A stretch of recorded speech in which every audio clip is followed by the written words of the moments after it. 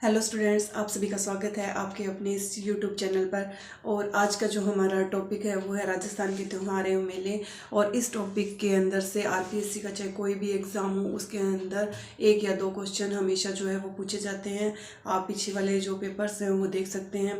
और ये जो टॉपिक है हम बहुत ही आसान तरीके से आज करेंगे, कहीं आपको कन्फ्यूज़न नहीं रहेगा और क्लास में ही आपको ये सब याद हो जाएंगे।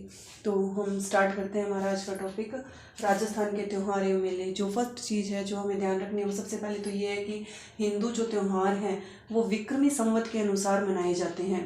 यानी विक्रमी संवत जो है, सबसे पहले तो ये देखेंगे विक्रमी संवत जो है हमारा जो सन चल रहा है उसमें अगर हम 57 जोड़ दें, प्लस 57 कर देते हैं तो हमारा जो विक्रमी संवत है, विक्रमी सन है, वो आ जाता है।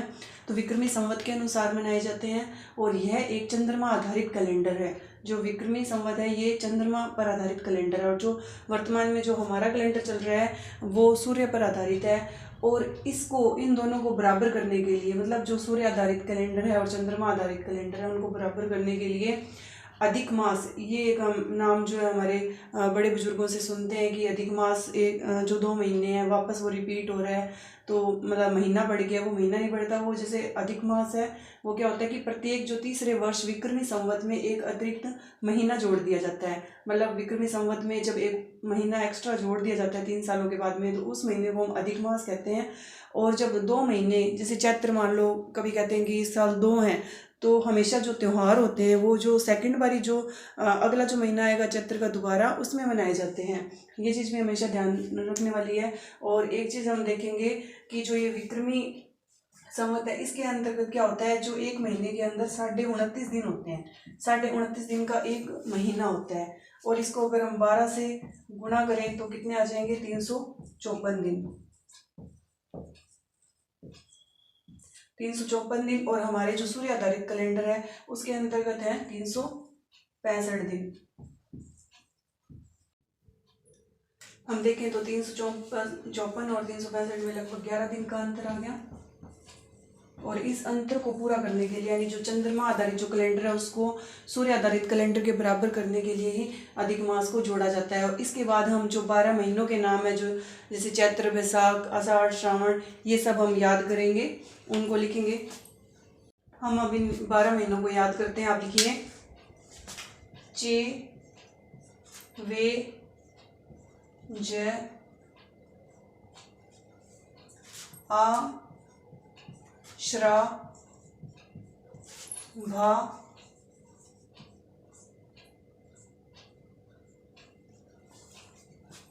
चे, वे, जय, आ, श्रा, भा, आ, का, मा, और लास्ट लाइन कीजिए पो, मा, फा। मतलब ऐसे एक एक वर्ड से आप ऐसे याद कर लीजिए, चे, वे, जय, आ, श्रा, भा, आ, का, मा, पो, मा, फा। अब हम इनको पूरा लिखते हैं। चे से चैत्र, वे से वैशाख, जय से ज्येष्ठ,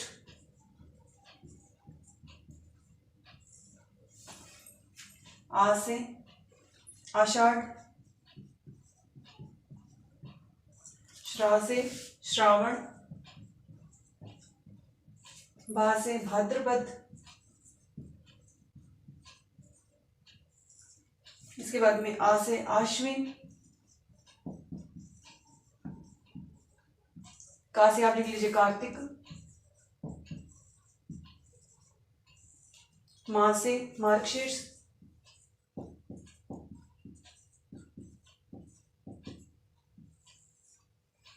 पो से पोष, मा से माघ, फा से फाल्गुन।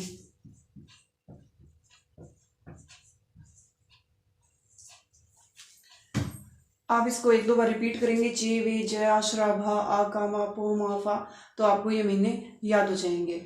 इसके बाद में हम एक जो कहावत है, हमारे बड़े बुजुर्ग बोलते ही हैं, तीज त्योहारा बावड़ी ले डूबी गणगौर, उससे हम हमारे जो है कुछ जो एक दो त्यौहार है वो याद करते हैं।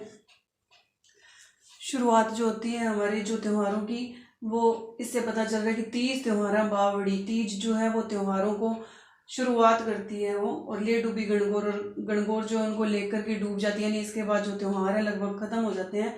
तो हमारा जो प्रथम त्यौहार है, ये आरबीसी के द्वारा बहुत बार पूछा जाता है। त्योहारों की जो शुरुआत होती है वो होती है छोटी तीज से। श्रावण महीने की शुक्ल पक्ष की तृतीया को छोटी तीज मनाई जाती है। इससे हमारे त्योहारों की शुरुआत हो जाती है, और जो हमारा सभी महीने निकलने के बाद जो हमारा अंतिम त्योहार आता है वो आता है गणगौर का, चैत्र शुक्ला तृतीया को। ये भी कई बार एग्जाम्स में पूछा गया है कि गणगौर कब मनाई जाती है, तो चैत्र शुक्ला तृतीया को। इसके बाद में एक इम्पोर्टेंट क्वेश्चन और आप देखो, नववर्ष। नववर्ष कब मनाया जाता है? चैत्र शुक्ल एकम को हमारा क्या होता है? नववर्ष होता है हिंदू महीनों के अनुसार। तो ये तीनों ही क्वेश्चन किसी न किसी एग्जाम में कहीं ना कहीं जो है वो पूछे जा चुके हैं। इसके बाद हम प्रत्येक महीने के अनुसार हम सभी त्योहारों को क्रम से याद करते जाएंगे। श्रावण महीने के अंदर हम सबसे पहले शुक्ल पक्ष के देखेंगे। शुक्ल पक्ष, दो पक्ष होते हैं महीने के अंदर, कृष्ण पक्ष और शुक्ल पक्ष।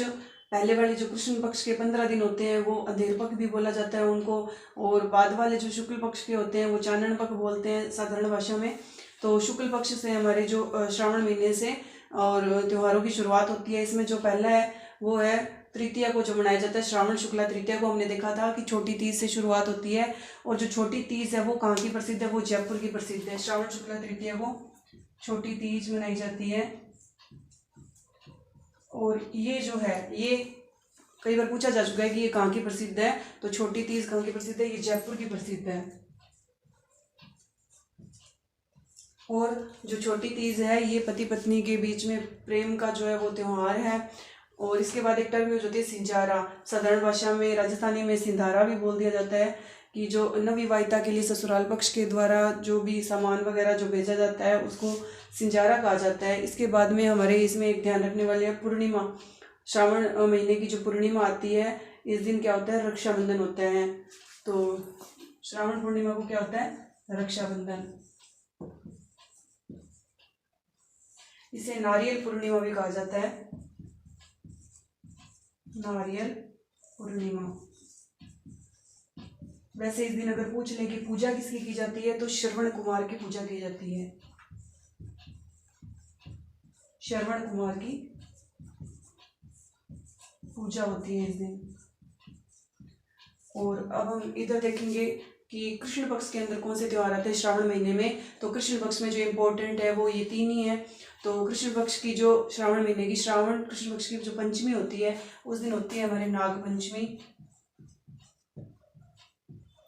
जैसे यहाँ पे अब नाग सांप की बात हो रही है, उसके बाद में नेवला आ जाएगा यहाँ पे। तो श्रावण पक्ष की श्रावण महीने की कृष्ण पक्ष की नवमी को क्या मनाया जाता है? नीटरी नवमी, नीटरी नवमी। और इस दिन किसकी पूजा होती है? नेवले की पूजा होती है। इसके बाद में अमावस्या। अमावस्या तो हमें पता ही है कि श्रावण अमावस्या को क्या होता है? हरियाली अमावस्या, हरियाली अमावस्या। और यहाँ एक जो ध्यान में रखने वाली बात है, इस दिन ना कई मेले लगते हैं श्रावण महीने की अमावस्या को। एक तो हमारे जो बुड्ढा छोड़ में, जो गंगानगर में जो प्रसिद्ध है बुड्ढा छोड़ जो गुरुद्वारा है, वहाँ पर ही मेला लगता है। और उसके बाद में फतेह सागर झील पर जो उदयपुर में है वहाँ मेला लगता है। एक कल्प वृक्ष का जो मेला है वो मांगली आवास अजमेर में लगता है। तो ये तीन मेले जो है यहाँ अमावस्या वाले दिन लगते हैं। ठीक है, अपने एक बार वापस रिपीट कर लेते हैं। श्रावण महीने में शुक्ल पक्ष के अंतर्गत त्योहारों की शुरुआत होती है। तो श्रावण शुक्ल तृतीया को कौन सा त्योहार मनाया जाता है? छोटी तीज, जिससे त्योहारों की शुरुआत मानी जाती है। और छोटी तीज जो फेमस है वो है जयपुर की। और इसके बाद में जो दूसरी चीज़ है सिंजारा। सिंजारा किसे कहते हैं? तो ससुराल पक्ष के द्वारा नवविवाहिता को जो उपहार दिए जाते हैं उन्हें सिंजारा बोला जाता है। इसके बाद में इस दिन पूर्णिमा, श्रावण महीने की जो पूर्णिमा है, रक्षाबंधन, बहन भाई के प्रेम का जो त्यौहार है, इसे नारियल पूर्णिमा भी कहा जाता है। और इस दिन श्रवण कुमार की पूजा होती है। इधर सिर्फ इतनी सी बात ध्यान रखनी है। और फिर अगर हम कृष्ण पक्ष में देखें तो सीधे सीधे तीन चीज़ें ही याद रखनी है, इन्हीं में से आ जाएगा क्वेश्चन। तो इसमें क्या है कि श्रावण महीने में कृष्ण पक्ष की जो पंचमी को हम नाग पंचमी मनाते हैं, नाग देवता की पूजा की जाती है। और नवमी को नीडरी नवमी यानी नाग के बाद ही नेवला आ गया, तो नीडरी नवमी को नेवले की पूजा की जाती है। और श्रावण महीने की अमावस्या को हमारी आ जाती है हरियाली अमावस्या, जिस दिन मेले, हाँ ये 3 ध्यान में रखना आप। एक तो कल्प वृक्ष मेला मांगलियावास अजमेर में मनाया जाता है, और दूसरा जो मेला लगता है वो बूढ़ा जोड़ गंगानगर में जो गुरुद्वारा है वहाँ लगता है, और तीसरा फतेह सागर झील उदयपुर में लगता है। यही हमारे जो श्रावण महीने के जो त्यौहार थे वो हमने कर लिए।